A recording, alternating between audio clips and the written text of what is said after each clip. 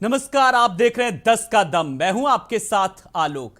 कहते हैं प्रार्थना के लिए किसी आवाज की जरूरत नहीं होती, ना ही कोई जोर जोर से बोलने की जरूरत होती है। बस आपको सच्चे मन से इबादत बंदगी करने की जरूरत होती है। तो अब नई गाइडलाइंस योगी सरकार ने जो जारी की हैं, अब उसके मुताबिक एक बड़ी बात कि मथुरा में कमेटियों की पहल की गई है और एक नया संदेशा, एक सामाजिक सौहार्द का संदेशा देने की कोशिश की गई है। दरअसल उत्तर प्रदेश के मथुरा में श्री कृष्ण जन्मस्थान पर लगे लाउड स्पीकर बंद कर दिए गए। श्री कृष्ण जन्मस्थान मंदिर प्रबंधन ने यह फैसला लिया है। भागवत भवन की चोटी पर लगे स्पीकरों में भजन बजाए जाते थे, लेकिन उत्तर प्रदेश सरकार के आदेश के बाद से लाउड स्पीकर पर ना तो भजन बजाए जा रहे हैं। मंदिर प्रबंधन ने बुधवार को मंदिर पर लगे लाउड स्पीकर भी बंद कर दिए। वहीं मथुरा में शाही ईदगाह मस्जिद पर लगे लाउड स्पीकर भी फिलहाल हटा दिए गए हैं। कमेटी ने यह फैसला सौहार्द बनाए रखने के लिए लिया और इससे पहले बुधवार को श्री कृष्ण जन्मस्थान पर लगे लाउड स्पीकर भी फिलहाल उतार दिए गए थे। भागवत भवन की चोटी पर लगे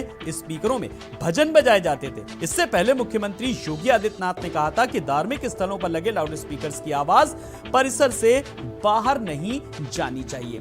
तो अब लाउड स्पीकर नहीं करेंगे जो विवाद होती थी जो बात, और बड़ी बात कि धर्म से बड़ा सौहार्द, ये सबसे बड़ा संदेशा एक सरकार ने देने की पूरी तरीके से कोशिश की है।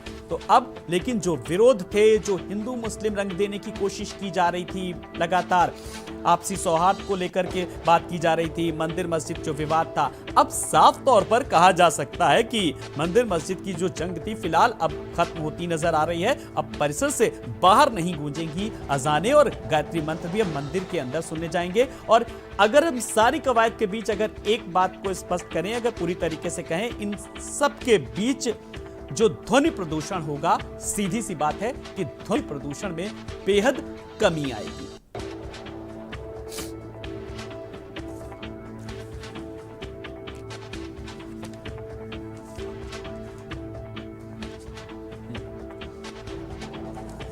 तो सरकारी आदेश का पालन किया जाएगा। मथुरा में कमेटियों की एक पहल कर दी गई है और यह संदेशा देने की कोशिश की गई है कि धर्म से बड़ा सौहार्द है। पर इसमें अब कितना विपक्षियों का भी सहयोग रहेगा, ऐसे कुछ तमाम सारे मुद्दे हैं, सवाल हैं जो हम जानने की कोशिश करेंगे। बिना कुछ देर किए हुए आए हुए मेहमानों से अपने दर्शकों का परिचय करा देते हैं जो हमारे साथ जुड़े हैं। अरुण प्रकाश, नेता बीजेपी। अरुण जी नमस्कार, बहुत बहुत आपका स्वागत है।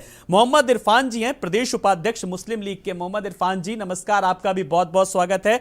और साथ ही साथ स्वामी चक्रपाणी महाराज जी हमारे साथ जुड़ गए, जो कि अध्यक्ष हैं अखिल भारतीय हिंदू महासभा के। स्वामी चक्रपाणी महाराज जी नमस्कार, आपका भी बहुत बहुत स्वागत है। मैं सबसे पहले अरुण प्रकाश जी के पास आ रहा हूं। अरुण जी, जिस तरीके से लगातार इस बीच जो अजान को लेकर के, मंदिर मस्जिद को लेकर के, लाउड स्पीकर को लेकर के, तमाम सारी चीजों का पिछले काफी दिनों से जिक्र किया जा रहा था और विवाद भी बढ़ता जा रहा था कहीं ना कहीं, लेकिन अब मुख्यमंत्री जी ने नया आदेश देकर के एक तरीके से यह संदेशा देने की कोशिश की गई कि धर्म से बड़ा सौहार्द है।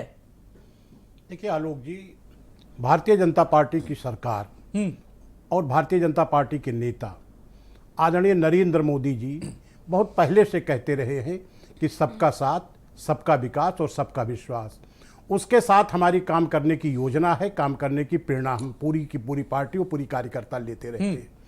आपको याद होगा कि हमेशा हमने इसी तरीके से न्याय संगत काम किया है और पिछले कुछ दिनों में मैं देख रहा हूं, जब से योगी आदित्यनाथ जी के नेतृत्व में सरकार आई है, तब से और देश के अंदर कुछ वातावरण कुछ इस तरीके से सृजन करने का कोशिश किया जा रहा है कि जिससे पूरे देश का वातावरण प्रदूषित हो।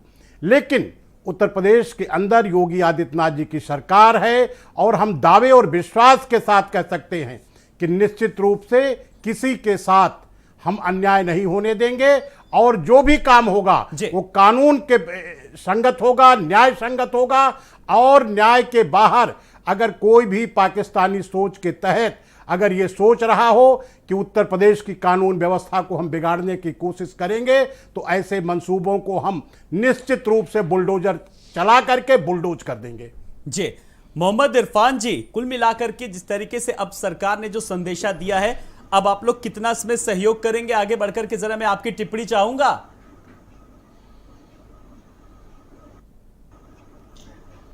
सबसे पहले तो बहुत बहुत धन्यवाद चैनल के माध्यम से हमें अपनी बात रखने का। बिल्कुल सर। ऐसे भी पत्रकारिता मौजूद है, ये देख करके बड़ी खुशी होती है। मैं अपने टॉपिक पर आता हूं कि देखिए, बात अगर सिर्फ साउंड पोल्यूशन की हो या अगर बात सिर्फ और सिर्फ सौहार्द की हो तो हमें कोई दिक्कत नहीं होनी चाहिए। लेकिन ये जो राजनीति उसमें डाल देते हैं और एक बिला वजह का इशू बना करके उसको पेश करने की कोशिश करने लग जाते हैं। सुधांशु द्विवेदी जी एक बड़े चैनल पर बैठ करके कह रहे हैं कि साउंड पोल्यूशन की तो अलग बात है, हमें जो अल्फाज कहे जा रहे हैं अल्लाह अकबर, हमें उससे दिक्कत है। और जहां से ये बात उठी है राज ठाकरे जी से, उन्होंने ये नहीं कहा कि साउंड पोल्यूशन है, हम जाएंगे अदालत में और अदालत में जाकर के इसको जो है मना कर देंगे और इसके ऊपर हम जो है केस लड़ेंगे। ऐसा नहीं कहा कि केस करेंगे या हटवाएंगे, उन्होंने कहा कि हम हनुमान चालीसा पढ़ेंगे। यानी साउंड पोल्यूशन का मसला नहीं ना, उन्होंने कहा हम और साउंड पोल्यूशन बढ़ा देंगे। इरफान जी, तो आपने आवाज क्यों नहीं उठाई फिर? भी आए, क्यों इसको बढ़ने दिया? फिर आपने आवाज क्यों नहीं उठाई? हिंदू मुस्लिम रंग देने की फिर क्यों कोशिश की जा रही है? फिर भाई, सत्ता के आगे आप आवाज उठा सकते हैं लेकिन अपनी आवाज को मनवा नहीं सकते हैं। आज इतिहासकार जब इतिहास लिखेगा आने वाले दिन में, देखिए साम्राज्य किसी का भी हमेशा नहीं रहा, चाहे नंद हो, चाहे गुप्ता हो, मौर्य हो, मुगल हो, अंग्रेज हो, कोई हो। इतिहास जब लिखा जाएगा तो ये भी लिखा जाएगा कि जब ये साम्राज्य आया था आरएसएस और बीजेपी का, तो इन्होंने क्या किस तरीके से जो है काम किया था और माइनॉरिटीज को किस तरीके से इंसाफ दिलाया था, सब देख रहे हैं। दिल्ली जैसे मामले में जब पाकिस्तान जैसा देश जो है बात उठाता तो तकलीफ होती है कि हमारा देश सेकुलर मुल्क, हमारी एक मिसाल है दुनिया में। इरफान जी, सेकुलरिज्म की बात की जाती है, धर्मनिरपेक्षता की बात की जाती है, लेकिन मेरा छोटा सा सवाल था, उसका जवाब नहीं मिला कि आपने कहा हाँ सरकार ने अगर जो पहल की है हम लोग इसमें साथ देंगे। चलिए हम और भी मेहमानों के पास आएंगे, मैं आपके पास फिर से आऊंगा टिप्पणी लेने के लिए। मैं चक्र कहिए ये बात कहिए ना, आपने इतनी देर से सब बातें कह दी, सबका उदाहरण दे दिया, आपने एक बार भी नहीं कहा। अगर आप ये कहते हैं मैं आपको पूरा मौका दे रहा हूं। जी इरफान जी, सरकार ने अगर ध्वनि प्रदूषण को लेकर के बात की होती तो बिल्कुल स्वागत किया जाता, लेकिन अगर उसमें हमें राजनीति दिख रही है, ध्वनि प्रदूषण से आप लोगों का कोई मतलब ही नहीं है। बात तो आप लोग घूम फिर के फिर हिंदू मुस्लिम आ जाती है घूम फिर के। जी चलिए मैं आऊंगा, नहीं मैं उसके भी कई उदाहरण हैं ऐसे सामने हैं जो आपने अगर उदाहरण गिनाए तो मेरे पास भी बहुत सारे उदाहरण हैं, लेकिन मैं चक्रपाणी महाराज जी के पास आ रहा हूं। चक्रपाणी महाराज जी, जब सरकार ने सर आ रहा हूं, इरफान जी मैं आऊंगा, जरा मुझे सब मेहमानों को मौका देना है। चक्रपाणी महाराज जी खुद उतरने लगे लाउड स्पीकर और एक संदेशा देने की कोशिश की जा रही, धर्म से बड़ा सौहार्द है। पिछले दिनों जो काफी ऐसे मामले सामने आए इसको लेकर के आपकी जरा प्रतिक्रिया चाहूंगा। आलोक जी, भाईचारा करके, भाई तो हम मानते हैं लेकिन दूसरा हमें हिंदुओं को चारा ही मानता है। आप देखो कि लाउड स्पीकर 5 वक्त की पढ़ी जाती है, उस पर बवाल हुआ, लेकिन उसके आड़ में कितने मंदिरों से लाउड स्पीकर निकल गई। मेरा सीधे मुख्यमंत्री योगी आदित्यनाथ जी से ये मांग है कि कम से कम जो धार्मिक नगरी है, चाहे काशी हो, मथुरा हो और चाहे वृंदावन हो, इन स्थानों पे किसी भी तरीके से, या अयोध्या जी हो, किसी भी तरीके से जो लाउड स्पीकर है उसको न उतारा जाए, जो मंदिरों से खास तौर से, क्योंकि वहाँ पे उसकी पहचान ही वो धार्मिक धरोहर है और वहाँ पे एक भजन नहीं होगा तो फिर होगा क्या। तो वहाँ से हमें लगता है धार्मिक स्थलों को छूट देना चाहिए, जो हिंदू सनातन धर्म जिससे पहचान है। हाँ, और बाकी जगह उसकी एक सीमा तय कर देना चाहिए, लेकिन लाउड स्पीकर हटाना मंदिरों से ये तो बड़ा हमें उतना सही नहीं लग रहा है, क्योंकि जो मथुरा की जो मुख्य मंदिर है वहाँ से लाउड स्पीकर हटवा दिया जाए प्रशासन के दबाव दे करके, तो ये ठीक नहीं है। हमारी तो देखो हिंदू सनातन धर्म में आलोक जी 3 चीजें हैं जिसे भगवान की प्राप्ति होती है, ज्ञान, भक्ति और वैराग्य। तो भक्ति क्या है? भक्ति यानी भजन करता है, व्यक्ति भगवान का सुमिरन करता है, तो हम तो लगा सकते हैं। और वहां पे जो जनमानस पूरे देश और विश्व से काशी जी या मथुरा जी या वृंदावन में आते हैं, तो वो अयोध्या जी में आते हैं तो इसीलिए आते हैं कि हम भजन सुने, वहां पे कहीं भी ठहरे रहते हैं, भजन सुन करके प्रणाम करते हैं। भजन सुने, सुनिए चक्रपाणी महाराज जी, भजन सुने, चिंतन करें, स्मरण करें, श्रद्धा भक्ति और भावना का अपार सागर हर जगह दिखता है। लेकिन सवाल ये कि इसके पीछे तर्क ये दिए जा रहे हैं कि आप बंदगी करिए, आप सजदा करिए, आप स्मरण करिए, आप ईश्वर का मनन करिए, चिंतन कीजिए, लेकिन जितना मन हो आप बजाइए, जितना मन हो बजाइए, लेकिन अपने कैंपस के अंदर, चाहे वो मंदिर हो चाहे वो मस्जिद हो, सीधी सी बात है, एक संदेशा देने की सरकार ने कोशिश। आप समझिए बात को ना कि वहां पे लोग दूर दूर से जब जाते हैं तो ये सोचते हैं कि मंदिर से आवाज ही आ रही तो हमारी भक्ति होगी, सब तो एक साथ मंदिर जा नहीं सकते। और लेकिन अजान जो है भक्ति नहीं है। अजान तो लोगों को घोषणा है कि भाई मुस्लिम समाज आ जाओ मस्जिद में और हम लोग नमाज पढ़े,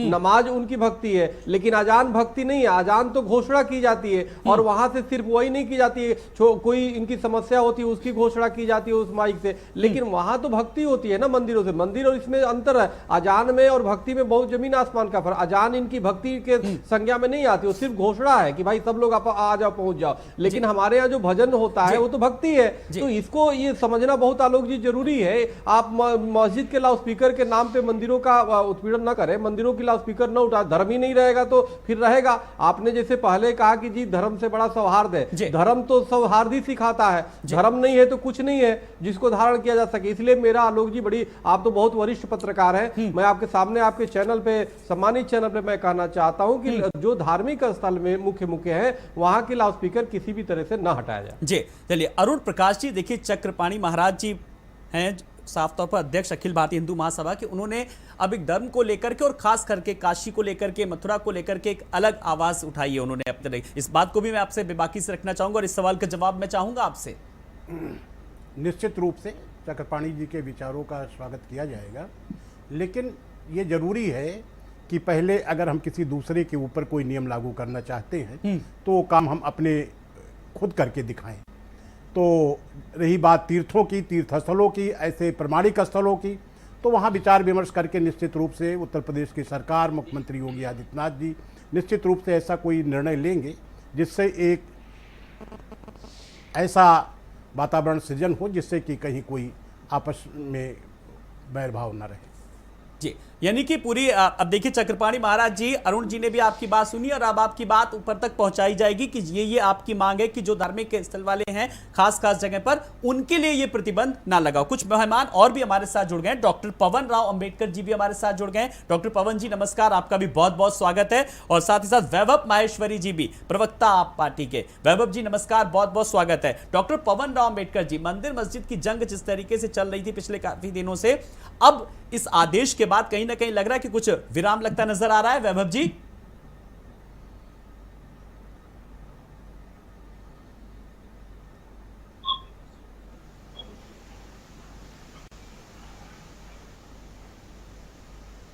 वैभव जी, अब तक मेरी आवाज पहुंच रही है? कह रहा था आलोक जी, बहुत अच्छी आपने सब्जेक्ट पर डिबेट करी है और भारत समाचार हमेशा से जाना जाता है मुद्दों पर बात करने के लिए, बहस करने के लिए। हालत इस समय देश की बड़ी गंभीर है। ऑलरेडी देश बड़ा बेरोजगारी से जूझ रहा है, देश बहुत गरीबी की समस्या बढ़ रही है। खुद प्रधानमंत्री जी और मुख्यमंत्री जी बड़े गर्व से बताते हैं कि पिछले साल हमने इतने करोड़ लोगों को राशन बांटा था, इस बार हम 20% और बढ़ा के इतने करोड़ लोगों को राशन बांटेंगे। जब ये राशन बढ़ाने के आंकड़े देते हैं, बांटने के आंकड़े देते हैं, तो साफ साफ बात है कि देश में गरीबों की संख्या बढ़ रही है और उन आश्रितों की संख्या बढ़ रही है जो राशन पर निर्भर हो जाते हैं 5 किलो पर। रोजगार नहीं बढ़ रहा है इसका मतलब। ऐसे में पूरे देश को एक नई तरह की डिबेट में झोंक दिया गया है कि कौन आदमी अपनी पूजा कैसे करे, किस धर्मस्थल पर लाउडस्पीकर लगे, किस धर्मस्थल पर लाउडस्पीकर ना लगे। कुल मिलाकर हर वो काम जिससे एक आम आदमी को अपने परिवार की जो रोजमर्रा की समस्याएं हैं उसको सुलझाने के लिए जो समाधान चाहिए, उसके अलावा उससे ध्यान भटकाने के लिए हर बात की जा रही है, लेकिन वो बात नहीं की जा रही कि लोगों को पढ़ाई चाहिए, लोगों को अस्पताल चाहिए। नहीं, चलिए हम कर रहे हैं वैभव जी, वैभव माहेश्वरी जी, हम आज कर रहे हैं, शुरुआत कर रहे हैं हनुमान जयंती के दिन जहांगीरपुरी में जो भी कुछ हुआ उस मामले को लेकर के आप कैसे जोड़ेंगे, किस तरीके से आप जोड़ रहे हैं और आपने किस तरीके की जांच की अब तक मांग की है, ये भी बताइए। बिल्कुल, और क्या कुछ चीजें आई हैं, मैं शुरुआत कर रहा हूं आज, आप बताइए। जी ठीक है, पहली बात तो ये कि सरकार जो है सबसे पहले राजधर्म पे चलती है। राजधर्म जो है सबको एक निगाह से देखता है। कोई भी अगर प्रोसेशन निकलता है धार्मिक तो उसके पहले ड्यू व्यवस्था होती है, परमिशन ली जाती हैं, उसमें लॉ एंड ऑर्डर का ध्यान रखा जाता है, कोई भी एक समुदाय से दूसरे समुदाय की भावनाओं को आहत ना हो इसका ध्यान रखा जाता है और इसके लिए पूरी व्यवस्था की जाती है। अचानक कैसे हो जाता है कि एक अचानक से एक बहुत बड़ी यात्रा निकलती है, उसके अंदर लाठी डंडे तलवार है, दूसरी तरफ से पत्थर चल रहे हैं और अचानक से मीडिया और नेता सब सक्रिय हो जाती है। कुल मिला के ऐसा लगता है कि बहुत ही स्क्रिप्टेड और प्री प्लान्ड है देश को मुख्य मुद्दों से हटाकर इनमें झोंकने के लिए तैयारी की जाती है। नहीं तो आप लोगों ने अपनी तरफ से क्या कुछ कोशिश की, कौन सी आपसी सौहार्द फैलाने की कोशिश की शुरुआत की, जरा ये भी बता दीजिए, जनता जानना चाहती है। हम 100% हम हमेशा ये बात करते, देखिए सबसे बड़ा तो इस देश में कोशिश ये की जानी चाहिए कि लोगों को शिक्षा दी जाए और लोगों को मूल मुद्दे को जानने के लिए उनको अवेयर किया जाए। ये बहुत बड़ा इस देश के ऊपर उपकार होगा इन नेताओं का। नहीं तो आप क्या कहना चाहते हैं, जो भी कुछ हुआ वो ये सब अशिक्षा की वजह से हो रहा है क्या आ रही है वैभव जी? ये सब इसलिए हो रहा है कि शिक्षा से दूर रखेंगे, रोजगार से दूर रखेंगे, खाली रखेंगे तो ये जो हमारे युवा हैं, हमारे युवाओं की एनर्जी को इनको मदद मिलती है नेताओं के ऊपर आश्रित करने की, 500 रुपए 1000 रुपए देकर कुछ भी दंगा या बवाल करने की इनको आजादी दी जाती है, इनको ऐसा भड़काया जाता है, इनको मोहताज किया जाता है। ये अगर इन्हीं लोगों को पढ़ा लिखाया जाए तो ये कभी नेताओं के बहकावे में आ ही नहीं सकते हैं। सबसे बड़ी बात यह है तो कि सवाल ये है कि कौन लोग हैं जो नफरत फैलाने की कोशिश करते हैं, लेकिन उनको भी ये संदेशा कहीं ना कहीं जाएगा कि उनके जो नापाक मंसूबे हैं वो कभी भी शायद कामयाब नहीं हो पाएंगे। डॉक्टर पवन राव अंबेडकर जी, धर्म से बड़ा सौहार्द, अब सरकार ने ये संदेशा देने की कोशिश की है। मैं आपसे जरा चाहूंगा आपकी टिप्पणी, आप इससे कितना सहमत है और कितना सहयोग करेंगे? आलोक जी, पहले तो मैं बता देना चाहता हूँ कि ये मुद्दा था ही वास्तव में, मुद्दा इस देश में था कि विकास होगा। मुद्दा इस उत्तर प्रदेश की अगर हम बात करें तो सबका साथ, सबका विकास, सबका विश्वास, इस भावना के साथ जो सरकारें आई हैं उन्होंने उस पर काम नहीं किया। अब जिस तरह से चादर को उड़ाया जा रहा है, क्या उससे विकास की बात हो पाएगी? मुख्य बात यह है, जिस तरह से धर्म के नाम पर जो नफरत फैलाई गई है इस उत्तर प्रदेश में, देश भर में जिस तरह का माहौल पिछले 15-20 दिनों में रहा है, उसके लिए जिम्मेदार कौन? बहुत सारे निर्दोष हैं जो आज जेलों की सलाखों के पीछे हैं। बहुत सारे निर्दोष ऐसे हैं जिनके मकानों को ढहा दिया गया है। अभी आपने अरुण जी का स्टेटमेंट सुना, उन्होंने अंत में एक चीज कही है कि अगर जो लोग ऐसा नहीं मानेंगे हम बुलडोजर चलवा देंगे। ये है इनकी मानसिकता। नहीं, आप उसको गलत ढंग से इंटरप्रेट मत कीजिए, गलत ढंग से भाषा का नहीं इंटरप्रेट कीजिए, गलत ढंग से मत इंटरप्रेट। बुलडोजर का जो नया डर लगता है क्या बुलडोजर से? जी, वो तो माफियाओं के लिए है भाई। नहीं, ये गुंडे माफिया कौन है? गुंडे माफिया कौन है? कौन तय करेगा? उनको सरकार चिन्हित कर रही है, करने का काम आप नहीं करेंगे। क्यों हो रहा है भाई? न्यायालय तय करेगा। ये तय करने का काम आप नहीं करेंगे। न्यायालय के आड़ में खड़े होकर के, न्यायालय के आड़ में खड़े होकर के प्रदेश की कानून व्यवस्था से कहा कि बुलडोजर चलवा देंगे। आप जैसे लोग अगर प्रदेश की कानून व्यवस्था क्या इस देश में दंड विधान और संविधान खत्म हो गया? न्यायालय की आड़ में क्या अब ये नेता तय करेंगे? न्यायालय की ये भाजपा के गुंडे मवाली नेता तय करेंगे? कहाँ पर गुंडे पहुंच जाए, कहाँ पर पथराव हो जाए, क्या ये लोग तय करेंगे? संविधान का आड़ में अदालत नहीं है, कोर्ट नहीं है, पूरे देश और प्रदेश में आप अराजकता फैलाना चाहते हैं। पूरे देश और प्रदेश में अराजकता फैलाने की कोशिश मत करिए। न्यायपालिका कार्यपालिका को अपने हाथों में ले लिया है। जब जिस देश में व्यवस्थापिका, कार्यपालिका, न्यायपालिका एक विशेष हाथ में आ जाती है तो वहां तानाशाही आ जाती है। अब आप न्यायपालिका के ऊपर भी आरोप लगाने लगे। सवाल उठाना बहुत आसान है, कार्यपालिका, न्यायपालिका, विधायिका, आप सब पर आप सवाल उठाइए, लेकिन डॉक्टर पवन जी, उत्तर प्रदेश और देश में सुनिए डॉक्टर पवन जी, ये सवाल इसलिए उठते हैं, आपने सरकार पर सवाल उठाया, तमाम सारी चीजों का जिक्र किया, लेकिन अब मेरा एक सवाल सुनिए। मैं डॉक्टर पवन जी, इस सवाल का जवाब मैं आपसे ही चाहूंगा। सवाल इसलिए उठते हैं, हिंदू मुस्लिम रंग इसलिए दिया जाता है, अगर सरकार कोई आदेश लाती है, बड़ी बात, रुबीना की बात करें, अलीगढ़ की जो है जिस तरीके से रुबीना खानम, वो क्या कहती हैं? तभी तो ये उन्माद जैसी बातें अगर सामने आती हैं, आप लोग उन पर भी जिक्र करिए। उन्होंने कहा कि अगर मस्जिदों के सामने अगर हम भी हनुमान चालीसा पढ़ेंगे, अगर मंदिरों के सामने अगर पढ़ी गई तो हम कुरान पढ़ेंगे, इस तरीके की बातें अगर होंगी तो वाकई में धार्मिक उन्माद फैलेगा ना। फिर इसमें सरकार का ऊपर कार्रवाई करिए ना। हाँ, कोई आपको रोक रहा है ना? जी, आप आवाज भी उठाइए, आप भी आवाज उठाइए। जो है कानून का उल्लंघन करते हैं, आप अभी चैलेंज के पूछने पे तो आप ये बात कह रहे हैं। आपने कितना आवाज उठाई, जितना आपने कि हाँ रुबीना खानम जैसे लोगों ने गलत बयान दिया है, किसने जो है गलत बयानबाजी की है? हाँ, अरे भाई, ये सरकार ने गलत किया, वो आप आवाज उठाते हैं। जैसे लोग ही जब एनआरसी की बात आती है, सीए की बात आती है, धारा 370 की बात आती है, तो इस तरीके के लोग आप जाते हैं कि चौक और घंटाघर के मैदानों में ये हमेशा खड़े मिलते हैं। इस तरीके के लोग और इस तरीके के विचार के लोग जब भी देश के पार्लियामेंट के माध्यम से एनआरसी, सीएए या धारा 370 या कानून के माध्यम से लाउड स्पीकर, माननीय पवन जी आपको याद होगा कि उत्तर प्रदेश की उच्च न्यायालय ने यह निर्णय लिया था कि इनके आवाज की गति धीमी की जाए, ध्वनि को तो धीमी अभी की जाए। चक्रपाणी साहब क्या कह रहे थे? चक्रपाणी साहब क्या कह रहे थे? चक्रपाणी उन्होंने एक साहब को सुझाव अफसोस दिया है। है। जी, जी, चक्रपाणी जी ने कोई, चक्रपाणी जी ने मुख्यमंत्री से मांग की है, चक्रपाणी जी ने मुख्यमंत्री से मांग की है और एक विशेष जगह के लिए मांग क्या की आपने देश में रोजगार की एक विशेष जगह के लिए मांग की क्या आपने देश में भुखमरी मिटा दी है? चक्रपाणी जी ने नहीं कहा कि चक्कर में लगे बस दंगे फैलाने का बहाना चाहिए, लोगों को बांटने का बहाना चाहिए। जिस तरह से आप चक्रपाणी जी को विवादित मत कीजिए और आप स्वयं विवादित मत करिए। फिर बात घूम फिर के आ गई। अभी वैभव जी ने कहा देश को बांटने की, आप लोग क्यों बांटने की बात करते हैं? हम धार्मिक सौहार्द की बात करते हैं, मेल मिलाप की बात करते हैं, सद्भावना की बात करते हैं, आप लोग क्यों तोड़ने की बात करते हैं भाई वैभव जी? और हम आलोक जी, हम अपने धर्म से भी प्यार करते हैं और दूसरे के धर्म से भी उतना ही प्यार करते हैं। पाकिस्तान में बोलने का काम करते हैं भाजपा, दोनों को लड़ाने का काम करते हैं। पाकिस्तान आजाद होने के बाद, हम ईद भी वैसे ही मनाते हैं जैसे दिवाली पाकिस्तान मनाते आजाद हैं। होने के बाद दिवाली कितने पर हमारे हिंदू यहाँ थे? मुसलमान भाई आते हैं, वैभव जी, राघव जी, सब बताइए। हमारा पवन जी, इन लोगों को आज भाईचारा हिंदुओं की बर्दाश्त नहीं है। जनसंख्या, आज हिंदुओं की जनसंख्या पाकिस्तान में क्या रह गई? बहुत दूर तक जाएगी। आज हिंदुओं इस की देश जनसंख्या क्या में रह गई टू पाकिस्तान नेशन के अंदर? कौन लेकर के आया था? हाँ जी। इस देश के बंटवारे के लिए जिम्मेदार कौन है? 1925 की पाकिस्तान के लिए परेशान हो, अपने हिंदुओं के लिए क्या कर रहे चलिए, हैं? दरअसल मामले ने तूल इसलिए पकड़ लिया जब अजान को लेकर के और लाउड स्पीकर को लेकर के मोहम्मद इरफान जी, ये सारे का सारा जो मामले ने तूल इसलिए पकड़ा क्योंकि जब अजान को लेकर के सवाल उठा और लाउड स्पीकर को लेकर के उठा और ध्वनि प्रदूषण को लेकर सवाल उठा और आप लोगों की तरफ से एक हिंदू मुस्लिम रंग देने की कोशिश की गई, इस मामले ने और ज्यादा तूल पकड़ लिया। इरफान जी, जी, हम लोगों की तरफ से नहीं, अभी आपके चैनल पे बैठे स्वामी जी ने कहा कि हाँ। मंदिरों से नहीं उतरने चाहिए। नहीं, ये नहीं कहा स्वामी जी सुनिए अभी पहले। कहा, अभी कहा। अरे अरुण जी, ये आप मंदिरों बैकअप से नहीं बहुत कर रहे उतरने हैं। नहीं आप कहा। बैकअप कर रहे हैं। योगी जी मैं से। ये कह रहा हूं, आप अपनी बात रखिए, मैं आ रहा हूं, पहले अरुण जी को सुन लेंगे। जी, चक्रपाणी जी ने जी, अपना तो वक्तव्य आप दिया है। ये हाँ। पहली बात तो मत कहिए कि हमारी तरफ से ये पहली बात तो मत कहिए कि हमारी तरफ से, ये एक षड्यंत्र दिख रहा है सिर्फ और सिर्फ इलेक्शन मोड पे। चूंकि बीजेपी रहती है, तमाम संख्या क्यों? पाकिस्तान बांग्लादेश जब एक था तो परसेंटेज ज्यादा था हिंदुओं का। जब वो अलग अलग हो गया तो बांग्लादेश में 8 से 10% रह गए, इधर से 2 से 3% रह गए।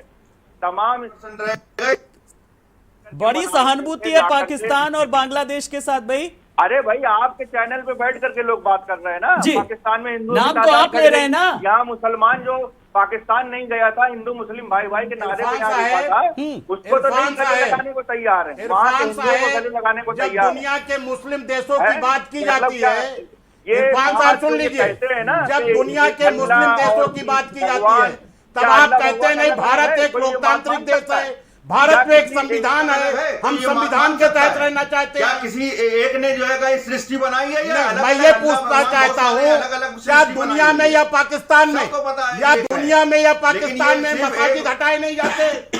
दुनिया में या पाकिस्तान के पाकिस्तान से अंदर मतलब नहीं ना, मैं मसाजिद पाकिस्तान पर हटाए बात नहीं करने के जाते? लिए मैं बैठा हूं। अगर मसाजिद मैं के पाकिस्तान तहत में बात आक्रमण करने कर के लिए लिया बैठा जाए, हूं। इंक्रोचमेंट मैं बात लगा लिया करने के जाए, लिए बैठा क्या हूं। इस्लाम ये मैं क्या बात- इस्लाम आपको यह इजाजत मैं देता है? बात करने के क्या लिए बैठा इस्लाम ये हूं, इजाजत देता सिर्फ और है सिर्फ कि मस्जिदों में जो दुकानें सरकार खोल ली ने जाए? लाउडस्पीकर के इस्लाम में ऊपर मैं जो बयान जानता दिया हूँ, है या जो मैं भी जो जानता हूँ गाइडलाइन कि दी है, इस्लाम में उस कतई गाइडलाइन के तहत किसी अगर उसकी कमर्शियल काम की मंशा इजाजत उसकी नहीं है। मंशा सिर्फ ध्वनि प्रदूषण है जी। तो हमें कोई इतराज नहीं है। लेकिन चलिए उसकी तो फिर मंशा अगर ध्वनि चलिए अब आप प्रदूषण मान नहीं तो है, रहे हैं राजनीति ना, है। आप मान रहे हैं ना उसकी कि मंशा ध्वनि जो है प्रदूषण है। भेदभाव इरफान है। जी, उसका ध्वनि प्रदूषण को बुलडोजर रोकने के लिए भेदभाव सरकार ने करता किया है। तो फिर बार बार हिंदू मुस्लिम धर्म रूप देने की कोशिश की जा रही है। आप मानिए ना। इसका जो ये खुद ये दिलवा रहे हैं। अरे कर्नाटक में जो विश्व हिंदू परिषद और तमाम लोगों ने कहा है कि हम हनुमान चालीसा पढ़ेंगे, इससे क्या मतलब है?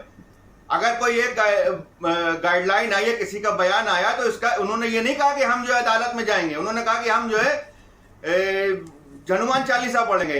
रंग दिया ना, चलिए कानून की बात करते हैं। आपको आपत्ति है, इसका मतलब यानी कि लोग रामनवमी में उसकी बात आप कहीं के लोग रामनवमी के अंदर, आप कहीं के लोग कांवड़ यात्रा के अंदर आखिरकार क्यों पत्थर फेंकते चलिए, हैं? सवाल ये है कि वो कौन लोग है? चक्रपाणी जी महाराज जी, मैं एक बार जल्दी से आपकी एक टिप्पणी चाहूंगा कि सवाल ये है कि वो कौन लोग हैं और उनको कैसे चिन्हित किया जाएगा जो कांवड़ यात्रा पर सवाल उठाते हैं, गायत्री मंत्र को लेकर के सवाल उठाते हैं?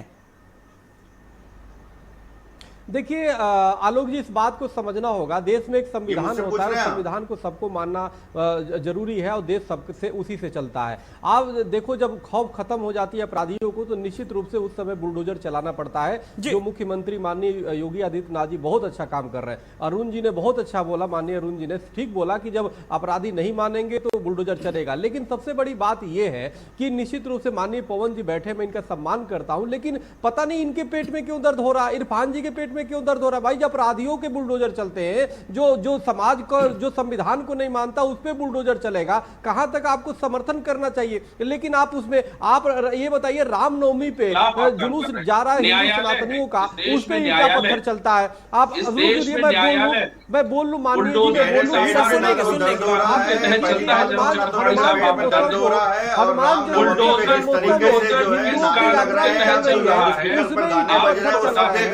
जी, पूरी दुनिया देख रही है कि आखिर हिंदू त्योहारों पे चलिए, लाउड स्पीकर उतर रहे हैं और बुलडोजर अपना काम कर रहा है, बुलडोजर चल रहा है, लेकिन किन लोगों को आपत्ति है, क्या उनकी मानसिकता है, कुछ ऐसे ही सवालों के जवाब लेंगे। बड़ा पैनल हमारे साथ बना हुआ है, 10 कदम जारी है। एक छोटे से ब्रेक के लिए रुक रहे हैं, फौरन हाजिर होते हैं।